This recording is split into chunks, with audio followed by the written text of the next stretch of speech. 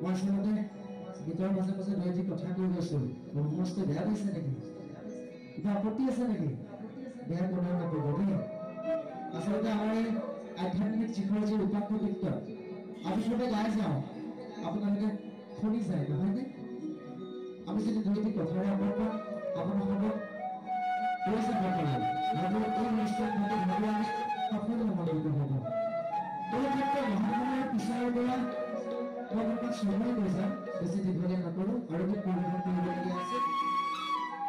লাহে লাহে ডাকৰ যুগৰ শেষৰ ফাললৈ আহিছে সকলোৱে ইয়াতে শ্ৰীকৃষ্ণ বৈকুণ্ঠপুৰৰ নাটকভাৱে গঢ়া অসমীয়া সমাজত শংকৰদেৱ গুৰুজনাই এক প্ৰত্যক্ষ নিদৰ্শন দি গৈছে গান্ধাৰীৰ অভিশাপে জৰ্জৰিত হৈ ভগৱান কৃষ্ণ ব্যাধৰ ধুবৰী পৰা বৈকুণ্ঠগামী হৈছিল নহয় যেতিয়া ভগৱান কৃষ্ণ বৈকুণ্ঠগামী হয় তেতিয়া দ্বাপৰ যুগৰ অন্ত কৰে এই বিশ্ব ব্ৰহ্মাণ্ডৰ চাৰিচুকীয়া সত্য নেতা দাপৰ আৰু কলি আমিষৰ হৈছোঁ কলিযুগৰ গৌৰৱ বিশ্ব যেতিয়া দাপৰ যুগৰ শেষৰ ফাললৈ গতি কৰিলে দাপৰৰ পিছত আহিলে কলিযুগত আৰম্ভ হ'ল কলি ৰজাৰ ৰাজত্ব সকলোৱে জ্ঞাত কলি ৰজা আছিল অত্যাচাৰী অনাচাৰী আৰু দুৰাচাৰী কলি ৰজাৰ যে ১৫জনীয়া এটা পৰিয়াল আছিল এই পৰিয়ালৰ সকলো সদস্যই আছিল অত্যাচাৰী এই কলি ৰজাৰ কোন আছিল কলি ৰজাৰ পৰিয়ালত কোন আছিল কলি ৰজাৰ চাৰিটা সন্তানৰ স্বভাৱটো কেনেধৰণৰ আমি তাকে নাজানো নাজানো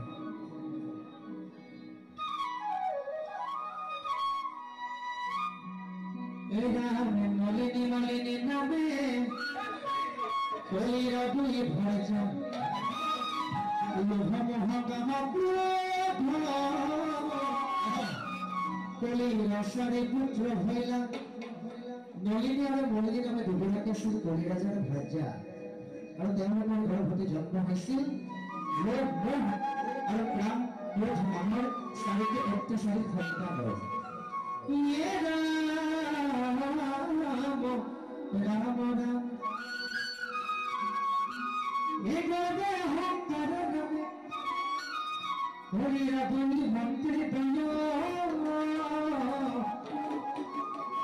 এ মহাগর মিশিলে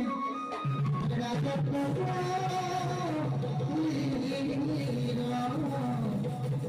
মহাগর মিশিলে রাজত্ব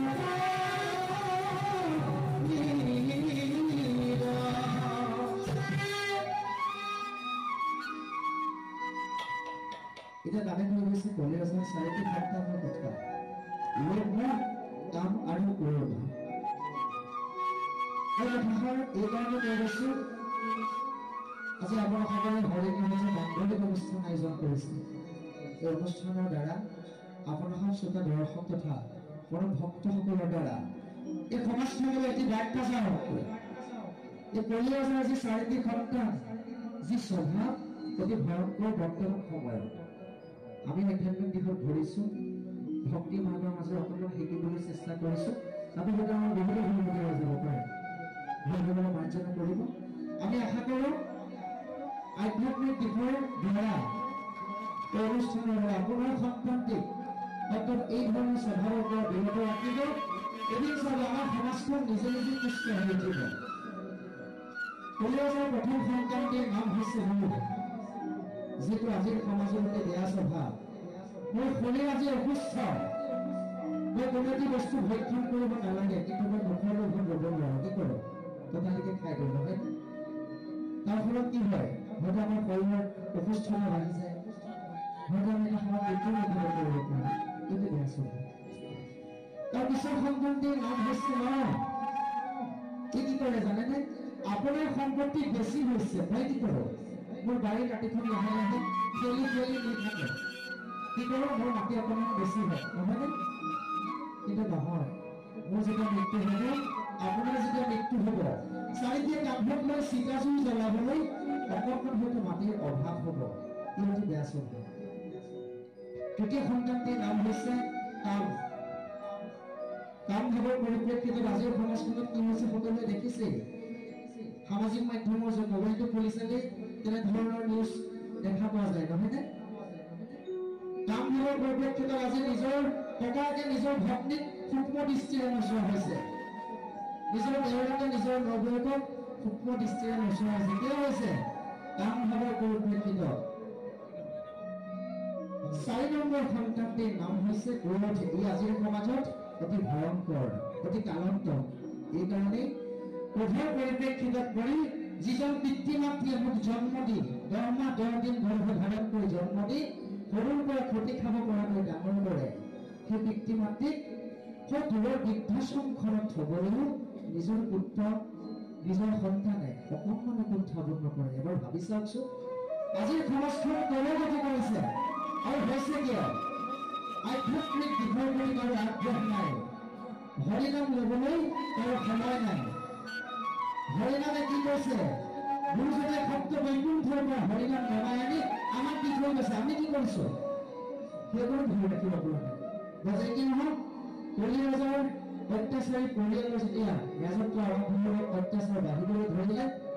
তেতিয়া আমাৰ পৰম গুৰুজনে কি কৰিলে?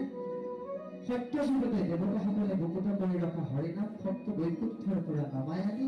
ভকতৰ মাজত বিলাই দিলে। এতিয়া গুৰুজনাই কৈছে হৰিনাম লোৱা ভাই, হৰিনাম লোৱা, হৰিনাম লোৱা সবে বৈকুণ্ঠলৈ যোৱা। এতিয়া হৰিনাম লোৱাই কেনেকৈ?